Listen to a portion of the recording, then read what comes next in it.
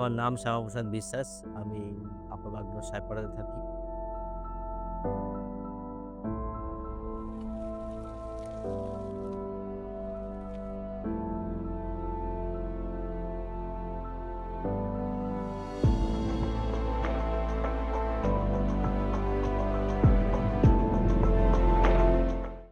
আগে আমি একটা ইলেকট্রিক অফিসে জব করতাম আউটসোর্সিং এ। তো সেটা ছাড়ার পরে ট্রাভেলিং করলাম।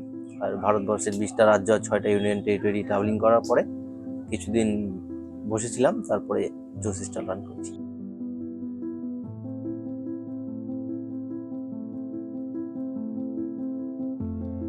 কিন্তু অনেকে আছে উল্টোপাল্টা কথা বলে।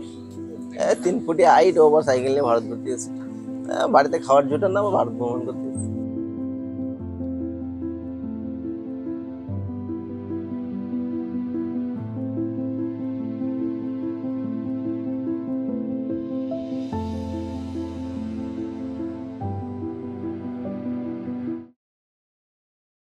আমাদের ভারতবর্ষে মোটামুটি দুটোই সিজন থাকে, ঠান্ডা আর গরম। আর একটা তখন মাথায় বলে আমি প্রচুর রাস্তায় ঘুরেছি, প্রচুর জায়গায় জুস খেয়েছি, প্রচুর পরিমাণ শরবত টরবত খেয়েছি রাস্তায় জার্নি করার সময়। তো ভাবলাম যে আমি একটা জুসের স্টল করতে পারি। এটা গরমের সময় শুধুমাত্র গরমের সিজনে চলবে, ঠান্ডার সময় কোনো ডিমান্ড থাকবে না। যেহেতু এটা ডিমান্ডের বিজনেস চলে গেলো, ঠান্ডার সময়টা খালি পেয়ে যাবো, ঠান্ডার সময়টা আমি ট্রাভেলিং করতে পারবো, আর গরমের সময়টা জুস স্টল রান করতে পারবো। এটা ভাবনা থেকেই এটা শুরু করেছি। বাগডোগরা পানিঘাটা মোড় থেকে 1 কিলোমিটারের মতন, 1-1.5 কিলোমিটার আগে হবে। তো আমিও সেটাকেও আমার সাইকেলের সাথে অ্যাটাচ করেই নিয়ে যাই। সাইকেল চালিয়ে ওটা পিছনে থাকে, ওটাকে সাইকেল দিয়ে টানে।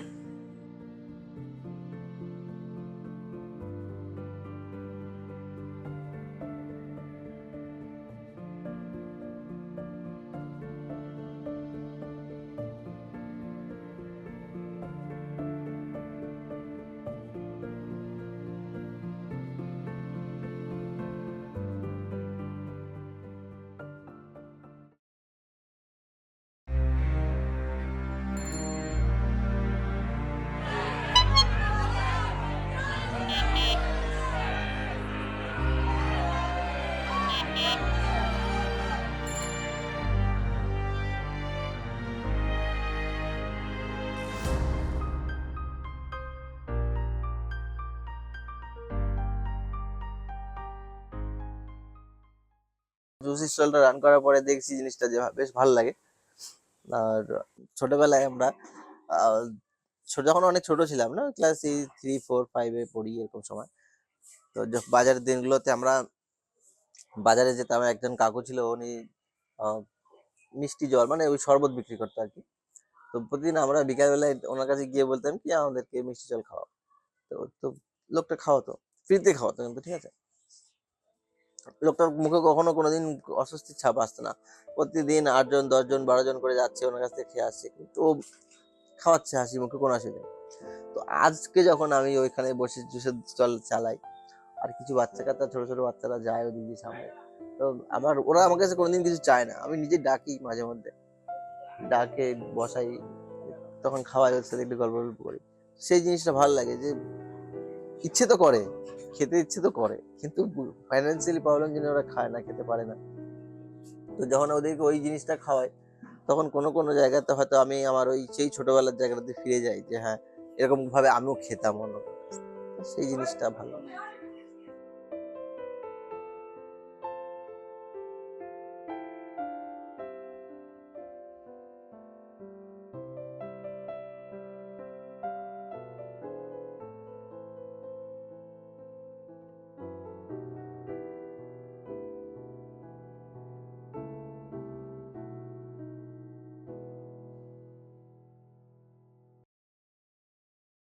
আর ছোটবেলায় যখন বইয়ের পাতায় পড়েছিলাম যে থাকবো না গো বদ্ধ করে দেখবো এবার জগৎ থেকে, তখন থেকে আমার ভীষণ ইচ্ছা ছিল যে আমি ট্রাভেলিং করবো, ভারত থেকে ঘুরবো, ঠিক আছে। আর আমি ট্রাভেলিং শুরু করেছিলাম হচ্ছে 2004 সালে। 2004 সালে যখন আমি ক্লাস 11-এ পড়তাম, তখন থেকে আমি ট্রাভেলিং শুরু করেছিলাম। তখন কি করতাম যে বাসে চেপে গাড়িতে উঠে কোনো একটা পাহাড়ি হিল স্টেশনের কাছে যেতাম, সারাদিন পায়ে হেঁটে ঘুরতাম। কোথায় সেবকের পাহাড়ে হাইকিং করেছি, তারপরে কালীচূড়াতে হাইকিং করেছি, কালীচূড়াতে কোথায় জঙ্গলের মাঝখানে শিব মন্দির, সেখানে গিয়েছি। এরকম ভাবে প্রচুর জায়গা ঘুরেছি। লাভা, তারপরে কালিম্পং, ওদিকে মিরিক টিরিক প্রচুর প্রচুর ঘুরেছি, পায়ে হেঁটে ঘুরেছি। আর সেই থেকে তখনও কিন্তু আমি একাই ঘুরতাম। সাথে থাকার মতন বলতে থাকতো কি, একটা জলের বোতল থাকতো আর কিছু খাবার, শুকনো খাবার থাকতো ব্যাগের মধ্যে, বাস নিয়ে সারাদিন ওটা নিয়ে ঘুরতাম, বিকেলবেলা বাড়ি আসতাম। এরকম করে করে প্রচুর ঘুরেছি।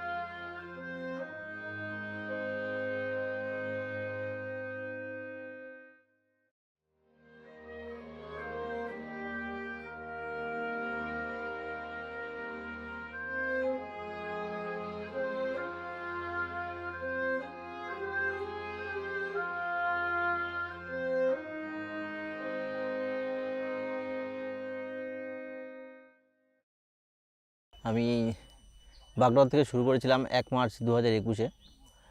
বাগডোগরা থেকে প্রথমে সুন্দরবন থেকে পুরুলিয়ার অযোধ্যা পাহাড় হয়ে ঝাড়খণ্ড, তারপর ঝাড়খণ্ড, বিহার, ইউপি, উত্তরাখণ্ড, হিমাচল প্রদেশ, লাদাখ, কাশ্মীর, পাঞ্জাব, হরিয়ানা, চণ্ডীগড়, দিল্লি, রাজস্থান, মধ্যপ্রদেশ, গুজরাট, মহারাষ্ট্র, কর্ণাটকা, গোয়া, কেরালা, তামিলনাড়ু, অন্ধ্রপ্রদেশ, তেলেঙ্গানা, তারপর ছত্তিশগড় হয়ে ওড়িশা হয়ে আবার পশ্চিমবঙ্গ। 17 জুন 2022-এ বাড়ি ফিরেছিলাম। টোটাল লেগেছিল 474 দিন। আমার জার্নিতে কিছুই প্ল্যান ছিল না। আমার শুধু বাড়িতে যখন বেরিয়েছিলাম তখন আমার প্ল্যান ছিল যে আমি 100 দিন ট্রাভেলিং করবো। 100 দিনের ট্রাভেলিংয়ের টার্গেট নিয়ে আমি বাড়ি থেকে বেরিয়েছিলাম। তা আস্তে আস্তে সময় পেরোতে থাকে, জিনিসটা আমার বেশি ভালো লাগতে শুরু করে, আনন্দ অনুভূতি বেশি হতে থাকে। তো আমি সেটাকে আস্তে আস্তে বাড়াতে 474 দিন হয়ে গেছে। তো প্রথমে যখন যেতাম যে কোন দিক দিয়ে যাবো এরকম কোনো মেন্টালিটি ছিল না, কিন্তু যেখানে খুব রিমোট এরিয়া হয়ে যেত সেখানে বেশিরভাগ ক্ষেত্রে গুগল ম্যাপ দেখে নিতাম। বাদবাকি কিছু লোকজনকে জিজ্ঞাসা করতাম যে কোথায় আছে, কী ভালো জায়গা আছে। আর আমি কখনোই পারফেক্ট রুট মেপে চলি। প্রত্যেকবার ফেস করা বলতে সবথেকে বেশি টায়ার খারাপ হতো রাজস্থানে গিয়ে। রাজস্থানে প্রচুর কাটা থাকতো। তারপর তাছাড়া লাদাখে অক্সিজেনের সমস্যা ছিল, বেশ কিছু পাশে অক্সিজেনের প্রচুর সমস্যা। আর এছাড়া কিছু সাউথ ইন্ডিয়াতে ল্যাঙ্গুয়েজের সমস্যা ছিল, বাদ বাকি কোথাও তেমন কোনো সমস্যা নেই, সবটা ঠিকঠাক চলে গেছে। ট্রাভেলিংয়ের জন্য প্রতিটা জিনিসই ইম্পর্টেন্ট, কোনোটাকে বাদ দিয়ে কোনোটাকে বলা যায় না যে এটা বেশি ইম্পর্টেন্ট বা ওটা বেশি ইম্পর্টেন্ট।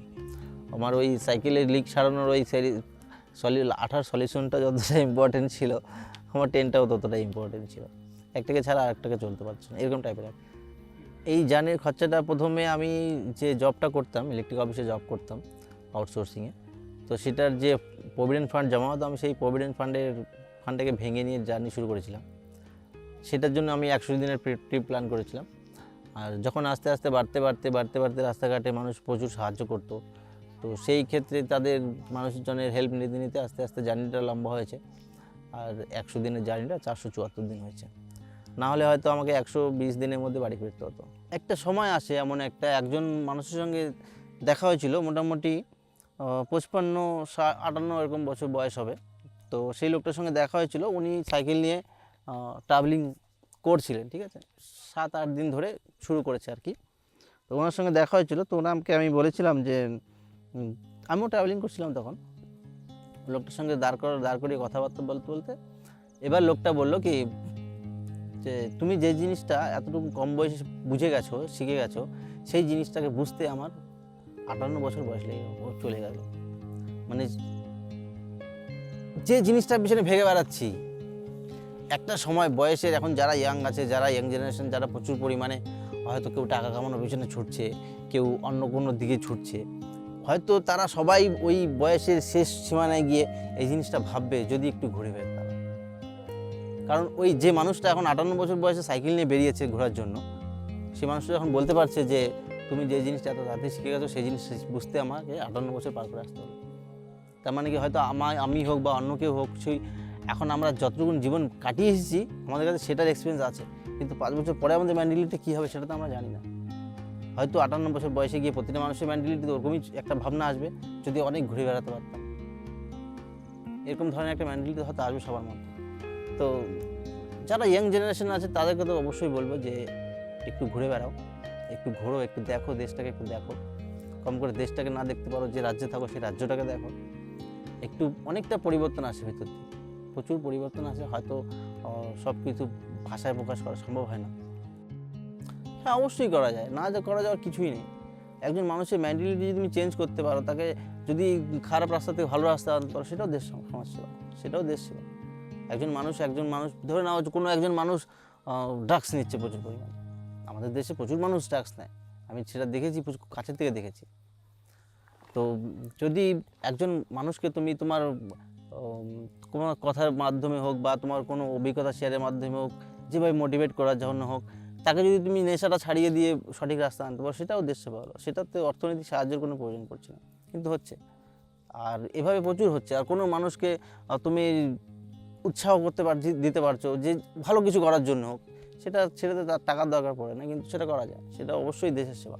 কারণ আজকে আমি যদি কোনো একজন যে খুব ছোট আছে বা কম বয়সী আছে, তাকে যদি একটু অনুপ্রেরণা করতে পারি কোনোভাবে হোক, সে যদি আগামীতে গিয়ে খুব ভালো কিছু কাজ করে, তা আমি তো টাকা দিয়ে সাহায্য করলাম, কিন্তু সেটা দেশের জন্য অনেকটা বড় সাহায্য করলাম। এরকম হয় অনেকটা ক্ষেত্রে। তো মোটিভেট করা যায় সবাইকে, যার মোটিভেট হওয়ার ইচ্ছা তাকে খুব সহজে করা যায়, যার ইচ্ছা নেই তাকেও করা যায়, সেটা খাটতে হয়। এই জার্নির চলাকালীন সময়ে যারা যে সকল লোকগুলো আমাকে সাহায্য করেছিল বা এখনও করে যাচ্ছে, এমন না যে এখন কেউ সাহায্য করছে না, এখনও একজন দুজন লোক এমন আছে যারা আমাকে এখনও সাহায্য করে যাচ্ছে, যারা হয়তো কেউ নিজের থেকে ফোন করে আমার মোবাইল রিচার্জ করে দিচ্ছে, একজন দুজন এখনও আছে, ঠিক আছে। তো এই মানুষগুলোর জন্য আর এই ভারত ভ্রমণের পরের থেকে আমার মনের মধ্যে একটা ঋণী ভাব চলে আসছে, যে আমি তো ঋণী হয়ে গেছি দেশবাসীর কাছে, যে মানুষের এত ভালোবাসা, এত সাহায্য এগুলো আমাকে দিয়েছে, আমি তো সত্যি আমি দেশবাসীর কাছে ঋণী হয়ে আছি প্রত্যেকটা রাস্তায়।